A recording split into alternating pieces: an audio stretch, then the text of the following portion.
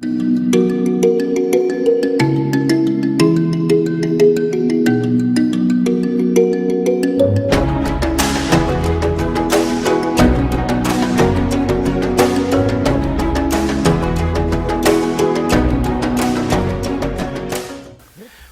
to Inspired Conversations, Living the Legacy with Legends. My name is Nkarabile Wisdom Mukoto and I am your host.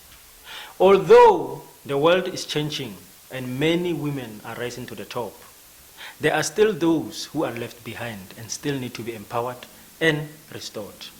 Kgomotso Moyo is on my show today to share more about what he's doing to empower other women. Kgomotso, dumela. Le kae? Re teng. Welcome to Inspired Conversations. So yes, Living the Legacy with Legends. I believe that today you will be our legend on the show. Yes. Thank you so much for having me. You are welcome. Just let's start from the beginning and know who you are. Who's Kgomotso Moyo? Okay. Let me just start from where I grew up. I grew up in Rustenburg. I'm Tswana speaking. I grew up with just my mom, and I was raised up in Johannesburg. I attended school in Johannesburg, Midrand, to be very specific. Your halfway house primary, your Midrand highs. I did my varsity in UNISA in Pretoria. Yeah, that's basically it. Yeah, I grew up here, but I was born in Rustenburg, and yeah. And what do you do? Currently, I'm a business accountant at my own firm.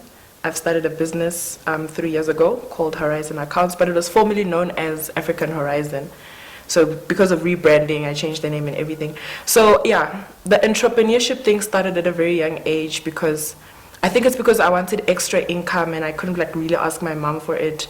And because she was a single woman, so the thing was, if I ask her, is she okay budget-wise? So I had to sell muffins and scones just to make extra income, to support my dreams, to support my going to school. So all of that contributed to my first qualification and my startup capital. So yeah, I just grew up selling in the streets, your muffins, your scones, your my old pieces of clothing. If I did not want it anymore, I just wanted to sell. That's all I can really say about myself. Yeah. So you started, you were inspired by your background, if we can put it like that. Because many times I think we lose our focus when we grow up, thinking that what we did when we were young, it was just a waste of time, or it was not really something important. Something that is important is now that you go to school and you have maybe to work and stuff, forgetting what actually you did at a young age, which actually contributes to what you are doing now. That's a very great one. But now let's talk about what you do, to empower your community. You are so passionate about empowering women, in case of restoring them, And I was asking myself, when I talk about restoration, what are you really talking about? Okay. I run a women's empowerment program, as you've mentioned, called Women in Spirit Network, which aims to bring life, to restore, and to inspire. But the main thing is to restore, as you've mentioned correctly, yes. It started 4 years ago when I hosted my first event. It was in August, Women's Day. And I don't know, it was very emotional because a lot of women, or a lot of girls, let me put it in that way, or females, they come from broken backgrounds and they feel as if because I come from a broken background, that is my future, that is my destiny, this is where I belong. I don't have hope for the future, I don't have a tomorrow, you understand? So I started this thing so that I could restore them back to their own dignity, their own strong personality, that listen, you're not who you come from, or you're not where you come from, sorry, you're not where you come from. Your dreams and your vision or your goals or your plans, they do matter.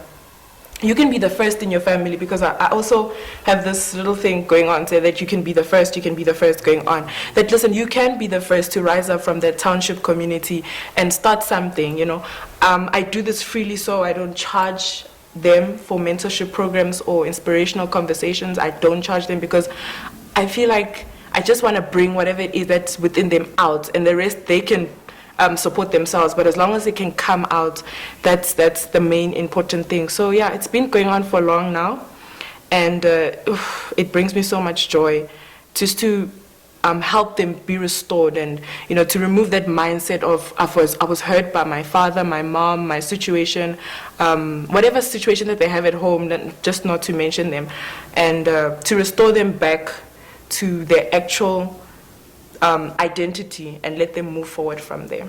Okay, and why, I was asking myself a question, why is it women in spirit, not women maybe in education or women in finance? Why is it women in spirit? Okay. I felt that in order for women to move in their purpose or to move in their goals, they first need to be established spiritually. You don't really need to be a spiritual giant, and all that, but just have a relationship with Christ. So to the point where even if I'm not around or your sister's not around, you can have that faith that be like, no, things are gonna work out. Jesus has done it for me. God is there for me. You understand? Every storm that they will face, sometimes you won't be able to get a hold of me. But if I establish the faith within you that, no, Jesus Christ is with you. Wherever you go, he's with you. You don't need to be standing on pulpits and programs to be classified as a person that God loves. But wherever you go, God loves you. So when they face their situation, their storms, they have that assurance in their heart that, no, God is with me. Things are going to, there'll be light at the end of the tunnel.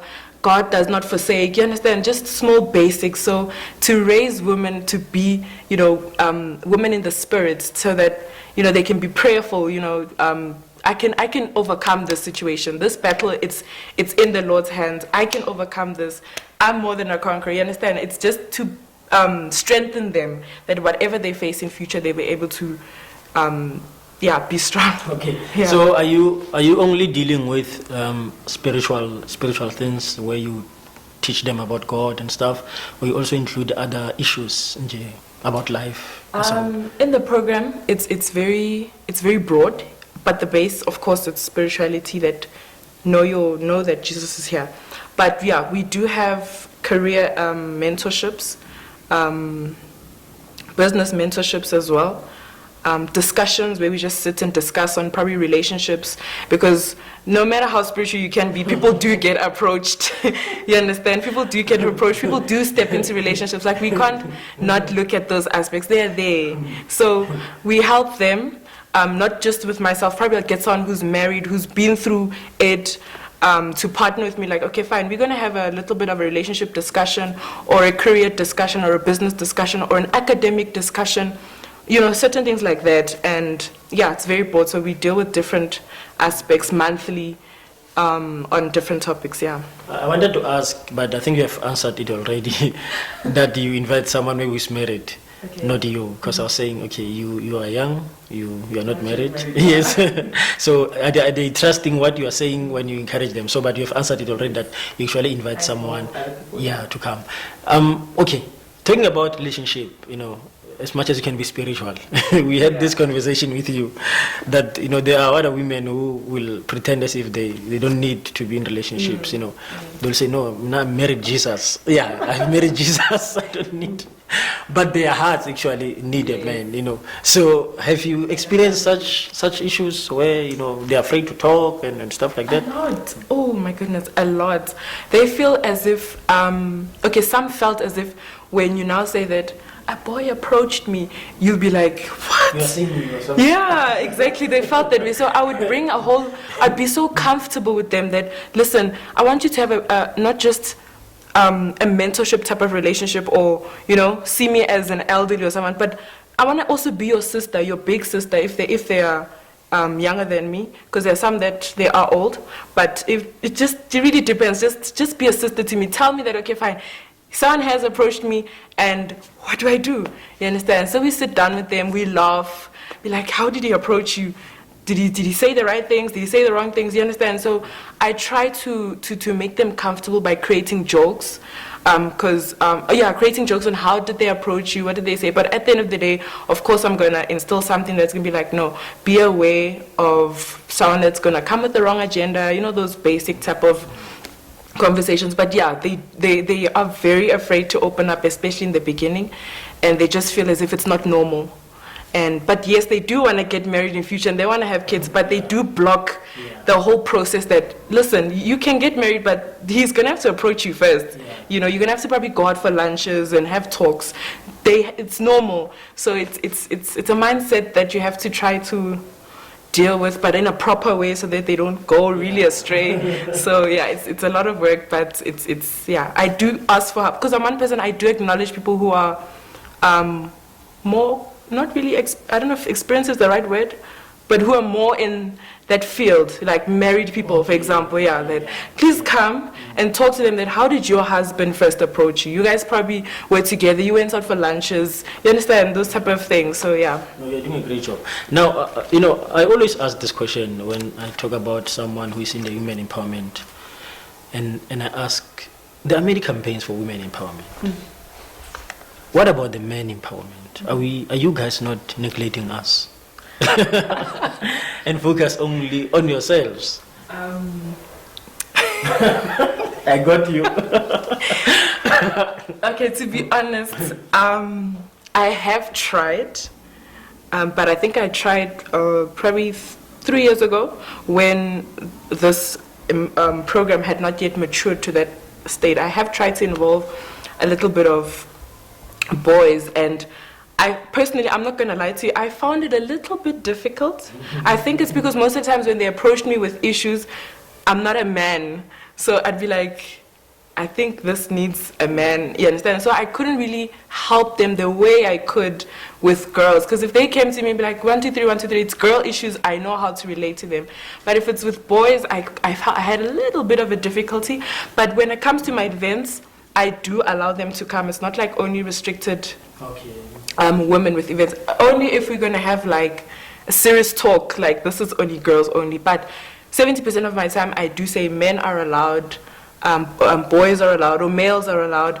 And when we do have discussions, I'd be like, hi, a certain man, I'd be like, please come and join the panel. Just because there'll be boys and men there, that just to allow versatility, if that's the correct word. So yeah, I do involve here and there, but for me to literally mentor, I've tried it and it's a little bit difficult from my side. But at least you are, you know, you are involving them somehow, so which is good. You know, I don't want you guys to leave us alone. Yeah, we also need that empowerment also. Yeah. Now you are celebrating the 5th year next year as Women Spirit Network. Yes. How has been the journey, the successes, the failures? You know, how has it been? Wow, it's been long. There were days where I wanted to quit. I was just like, you know what, I'm tired. I don't want this anymore. And I actually did stop. I think for about 4 months, I was like, I'm done. I've got a WhatsApp group going on. I actually exited the WhatsApp group. I just isolated myself because there was so much, and I felt, okay, I think it was the 2nd year where everything was just so much, you know? People just expect so much from you, and there were no thank yous. You know, sometimes when you help people, you don't really get a lot of thank yous. Not that we expect them, but, you know, at least a little bit of, no, I appreciate, thank you, look where I am right now. Don't give me money or anything, just thank you. So, you know, so many people, you've helped them, they've gone to varsity now, you know, with applications and all these things happening. And that was the time in my life where I was stagnant. And now watching everyone progressing, and you're like very stagnant. So that caused a lot upon my spirit as well, me personally. So that was the only challenge that I'd faced until I got to the point that I was like, no, but this is not about you. They came to you. Why don't you go to your mentor? You know, so I had to deal with my mind. But yeah, it was a lot financially as well. The strain financially, I had a lot of financial strains in the beginning. But you know, we have to always come up with solutions that, okay, fine, let's just contribute a little bit, even if it's 5 Rand per session or 2 Rand per session, just to help with events and all that. So that's what really helped a lot. But yeah, besides the financial situation and the emotional, personal situation that I had, everything was a success. So, are there any testimonies that maybe you can share that, someone came like this and they gave a testimony that, just to show that actually you are on the right track, that actually encouraged you also that, yeah, I'm doing right? Yes. I'll just share the recent one actually. There was a young woman who just approached me. Like I've always known her, but we've never really been close. And I've always like seen her on platforms. Like she's very great on platforms, and she had like fallen, like gone back, and she's no longer. She was just very discouraged with family situations and all that. And she approached me with that situation, and because like we've got the whole mandate of restoration going on, that you can be restored back, you can go back, you can bounce back. We had sessions with her online, and scripture sharing, career advices, because she's also into career. She's very broad, kind of like me. And she came back to me after, I think it was 2 weeks, if I'm not mistaken. 2 weeks, if I'm not mistaken, and she was like, she had bounced back already, and she's, she couldn't get a job, but then it didn't limit her. She was like, no, I'm writing a business plan right now. I'm going to submit this business plan to CEDA. I think it's called CEDA. I'm going to submit this business plan, and I think they responded to her for a meeting, an appointment letter. So I don't know how that went, because it's still, she still has to go there. But I just love the fact that, okay, she bounced back, and even though she couldn't get a job, because you know how scarce it is with South Africa's economy, but it didn't limit her. She'd be like, yes, I'm still submitting, but I've also written a business plan. I want to start something, and I've submitted it. So that was, for me, was like a huge wow. And let me just share just one more. This one was my biggest one, which was 3 years ago. I'm not sure, 2016 though. There was a young girl. She, like, her parents had abandoned her, because most of the times, I didn't actually include that. With some of them, I'm actually like a mother to them. So there's this one, her parents actually abandoned her because she fell pregnant at a young age. So because they're very culturally rooted, they were like, no, you're no longer a child, you're now a woman. You know that cultural background. Now you're now a woman. Zenzele, do whatever you have to do. Yeah. And now she came to me with her last money. She came to me to the event, actually, the one that I had, with her last money. She didn't want to go back, and she explained to me. She took me out of the entire service, and she was talking to me. She was like, this and this and this is what's going on. I fell pregnant by mistake, and I actually aborted, and I was not supposed to abort, but I was trying to keep my relationship with my parents. But now they're extra angry because now I aborted, and it's not part of the culture. So it's just, it was a whole mess. And that was the biggest challenge for me, because she was my first person that I dealt with such an intense issue. And okay, with hers it took really long, of course, but I had to, she stayed with me, because at that time I was staying alone. I'm like, no, you can come and stay with me, for about 2 months. Just constantly, daily, we just a small share the word and give her posts. When they've got vacancy posters come out, she's like, hey, go and apply. And just constantly talk to her, give her that inspirational talk every day. Like, no, listen, it's not the end of the world, it's not the end of the world. Until she actually bounced back. But it was really, it took time though. And I literally had to take her back to her parents, sit down with her parents. And at that time, like, I was younger, and now you're going to have to deal with something like this. I had to like really crossed thumbs here, but their parents actually were looking for her. They were trying to reconcile with her, and they loved the fact that she bounced back. And she bounced back, and now she's we call them singers, but they're actually called worshippers. But she sings now for a gospel group. So she's really has bounced back, and her parents, I still communicate with them, not all the time, and they're like really grateful. And they were like, at some point, they were like, what should we get you? I'm like, no, it's fine. No, it's okay. So for me, that was my biggest one ever since, Those are great testimonies.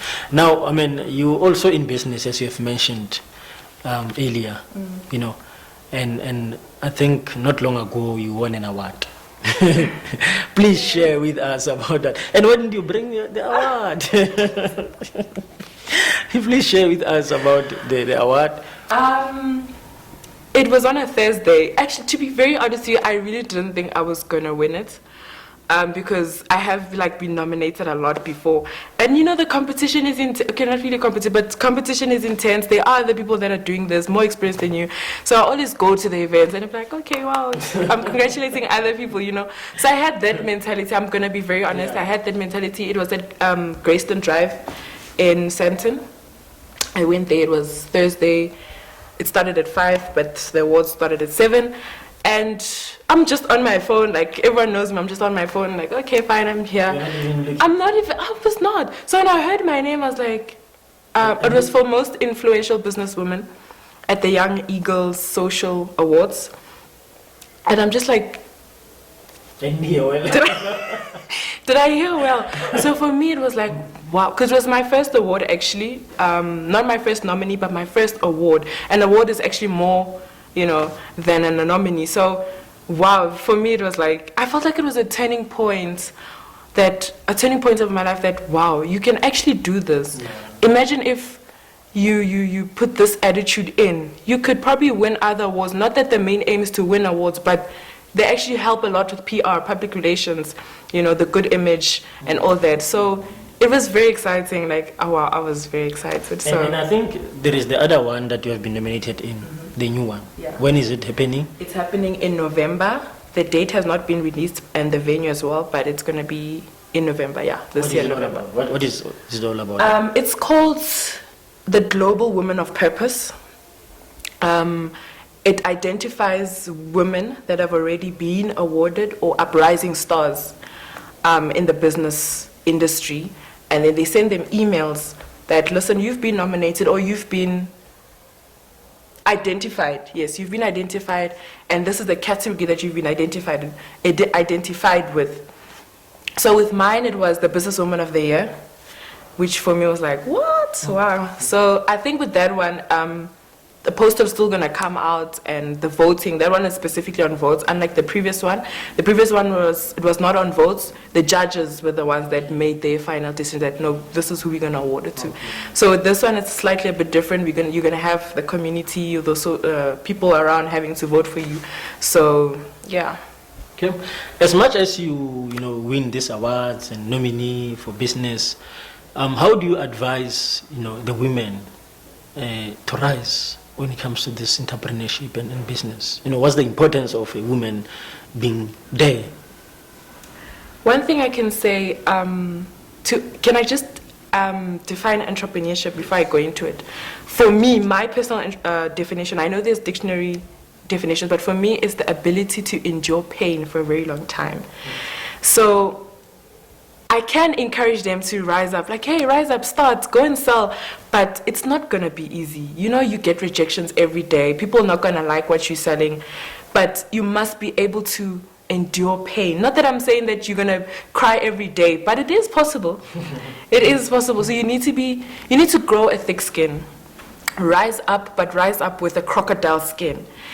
Because, kunzima, yes, but it's possible. It's very possible. Consistency, discipline, and yeah, you just have to know how to pursue and knock on doors, even if they reject you. You kind of have to be, I normally like giving this example, be like a cashier. When you're done with this one, throw it to the side, next, you get my point. So that's how I normally encourage them, that just keep on nexting.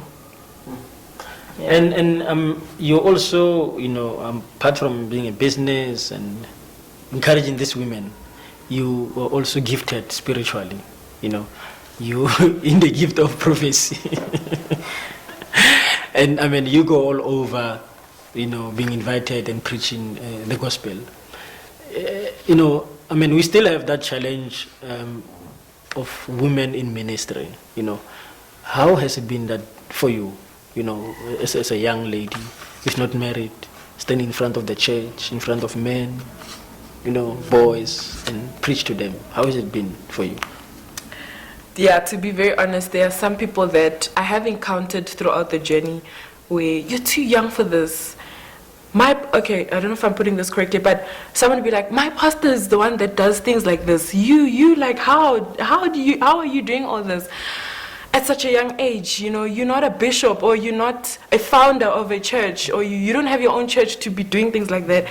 And yeah, it hinders a lot of people to receive from you or receive what God is saying through you because of such things like that. So yeah, it has been a problem, but besides that, yeah, it's not easy though. It's really not. You just have to know the places that you have to go to, because for me, some platforms, it's either they kill you or they uplift you, you know. It's not every invite that you're going to say yes to. You just have to scan the invites. Why are you inviting me? Do you have an agenda behind the invite, you know? Because sometimes when you leave the platform, you find that you're wounded now. You're spiritually wounded. You hurt because of the words. Like, okay, fine, the word was wonderful, but you have no ring on. You know, all these things. So it is a problem. They are there. As much as I love doing it, I love speaking in public, and I love the word of God and all that. But yes, these things, they do rise up. Or with men, you know, that are in higher rankings, like your bishops and your, is it archbishops? Okay, but your higher level ranks, that find it a problem that, what are you doing? You know, yes, you're speaking right, but not yet. You know, wait till you become an our level. And at that time, they're like 60 going up. So I'm just, they're like, should I wait to become 60? No. So yeah, but yeah, there are certain issues that arise like that. But what encourages you to keep on keeping on? What encourages me is, I won't lie, I have a great mentor. His name is Apostle Solitella. He really encourages me a lot that, listen, you're called by God, you know. This is what God gave you. You didn't ask for it. Like, if I were to quit, I would quit any day. But because I didn't call myself, I didn't approve of myself, you understand? It's all God. So do what you have to do. There will be people, and there are people that do appreciate. There are people that listen. Just know where to go. Where you'll be embraced. Yes, that's the word that I wanted. Where you'll be embraced. And looking at my videos as well. I love taking videos. So when I look at them, I'm just like, wow, is this really me? And it encouraged me for my next invite that, wow, okay, I can actually, okay, not really I can actually do it, but it's in me. This is, wow, this is fantastic. So it encourages me to, on the next event, to stand boldly, you know, and do what I have to do. So yeah, it's a huge encouragement. Kgomotso, thank you so much for your time. Just the last question, maybe, if people want to get hold of you, you know, maybe some women are watching the show now and they really want to join what you're doing, the program, or maybe someone to ask advice about business and or ministry-wise, you know, a prophetic ministry that you are in, where can they get hold of you? Okay, I am available on social media. I've got a Facebook page called Women in Spirit Network, RSA. Instagram, it's Kgomotso_KM. Yeah. Okay. And do you have personal Facebook page? My personal Facebook page, it's Kgomotso Moyo, just my name and surname, yeah. Okay. Thank you so much for coming, and you know, we are uplifted, even though I'm not a woman, but I've been inspired also, so thank you so much for coming. Thank you so much for having me. You're welcome. Ladies and gentlemen, you are watching Inspired Conversations, Living the Legacy with Legends. My name is Umkarabilo Isdomokodo, and I'm saying to you, let's meet next time, same place on Global Conference TV. The journey continues.